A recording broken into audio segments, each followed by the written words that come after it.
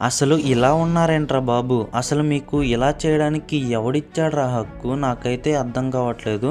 ఒక Zomato person food wrong ఇచ్చాడని చెప్పి తనని అవమానించడమే కాకుండా తన మొహం మీద ఉమ్మేసి కొట్టడానికి కూడా ఎగబడుతున్నారు ఫ్యామిలీ కలిపి. హలో, హీరోలుగా నటించడం ఏముంది? ఎవడైనా నటిస్తాడు. కానీ బయటే కదా ప్రూవ్ చేసుకోవాలి హీరోవా కాదా అని చెప్పి.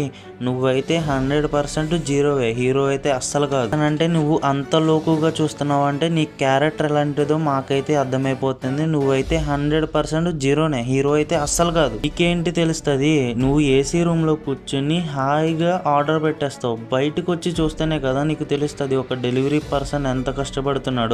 ఎండ వచ్చినా వాన వచ్చినా ఈవెన్ తనకి యాక్సిడెంట్ అయినా సరే ఆ ఆర్డర్ని కంప్లీట్ చేసాకే హాస్పిటల్కి వెళ్ళి డెలివరీ పర్సన్స్ కూడా ఉన్నారు. వాళ్ళు కదా రియల్ హీరోస్. నువ్వెక్కడ హీరో నాకైతే అర్థం కావడం. నీకు నిజంగా అంత జీబొలుపు ఉంటే బయటికి వెళ్ళి రెస్టారెంట్కి వెళ్ళి తినొచ్చు కదా. ఆర్డర్ ఎందుకు పెట్టుకున్నావు? ఆర్డర్ పెట్టుకుని ఇలా ఎందుకు అవమానించడం, ఇలా ఎందుకు బిహేవ్ చేయడం? ఇలాంటి వాళ్ళు ఉండడం వల్ల ఈ సొసైటీలో ఇంకా ఇలాంటి దారుణాలు జరుగుతూనే ఉన్నాయి. మాలాంటి పేదవాళ్ళకి, మాలాంటి గిగ్ వర్కర్స్కి రెస్పెక్ట్ అయితే అస్సలు రావట్లేదు. లిఫ్ట్ల దగ్గర అంటించుకుంటున్నారు కదా delivery boys are not allowed అని చెప్పి. అంత బలిపొన్నప్పుడు మీరు కిందకు వచ్చి తీసుకోవచ్చు కదా, ఎందుకు ఆర్డర్ పెట్టుకుంటున్నారు? ఈ వీడియోని మీరు ఎవ్వరికి షేర్ చేయకపోయినా పర్లేదు, కానీ మీ ఒపీనియన్ మాత్రం కామెంట్ అయితే పెట్టండి. అసలు ఒక్క పర్సన్ కూడా బయట డెలివరీ పర్సన్స్కి రెస్పెక్ట్ అయితే ఇవ్వట్లేదు.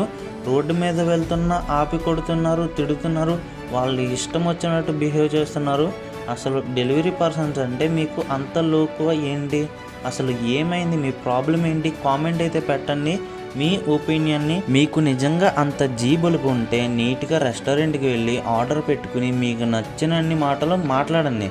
వాళ్ళు పడతారు, ఎందుకంటే మీరు కస్టమర్స్ కాబట్టి. కస్టమర్సే మా దేవుళ్ళ చూస్తారు కాబట్టి వాళ్ళు పడతారు. అంతేగాని ఒక డెలివరీ పర్సన్ మీ ప్రాబ్లమ్స్ని, మీ కోపాన్ని మా మీద చూపిస్తానంటే మేము ఎవరూ పడం. అండ్ మేమేమి మీ కీప్స్ కాదు కదా మేము సైలెంట్గా ఉండడానికి. ఒక డెలివరీ బాయ్ ఒక 3 కిలోమీటర్స్ ఆర్డర్ని డెలివరీ చేస్తే తనకు వచ్చేది మాత్రం 40 నుంచి 50 రూపీస్ మాత్రమే. అందులో మళ్ళీ పెట్రోల్కి తీయాలి, బైక్ మెయింటెనెన్స్కి తీయాలి, అండ్ అప్పుడప్పుడు కొన్ని యాప్స్కి యాక్సెస్కి ఫీజు అయితే పే చేయాలి. అండ్ చాలా ఖర్చులు అయితే ఉంటాయి. దాంట్లో మిగిలేది ఏమీ ఉండదు. దానికి మేము 3 కిలోమీటర్స్ ట్రాఫిక్లో ట్రావెల్ చేస్తూ రావాలి, మళ్ళీ రిటర్న్ వెళ్ళాలి.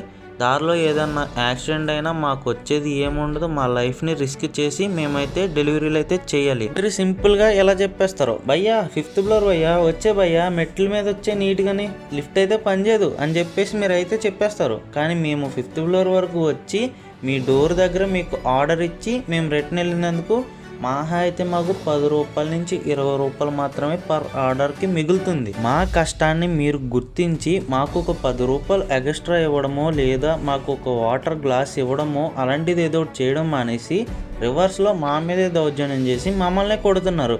ఇది ఎక్కడ న్యాయమో నాకైతే అర్థం కావట్లేదు. మీ బిహేవియర్కి, మీ మైండ్ మెచ్యూరిటీకి మీరు హీరోలే అనుకుంటున్నారు అంతే. మీరు అవ్వలేదు. మీరు హీరో అవ్వాలంటే రియల్గా అవ్వాలి.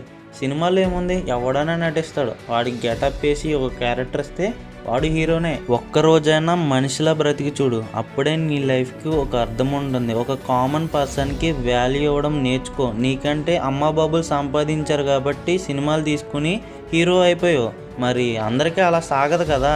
నీకంటే ఇంకా వెనకాల ఉంది కాబట్టి ఏదో అమ్ముకునో ఏదో చేసో సినిమాలు తీసుకుని బాగానే ఉన్నావు. మరి మిగతా వాళ్ళు అలా ఉండరు కదా.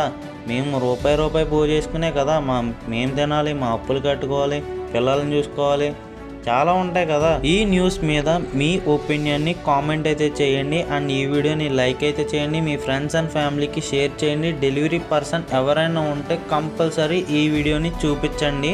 అసలు తిరుగుబాటు అంటే ఎలా ఉండాలో చూపించండి. డెలివరీ పార్ట్నర్స్ తలుచుకుంటే ఏం చేయగలరో కూడా చూపించండి. కామెంట్ సెక్షన్ మాత్రం అదిరిపోవాలి.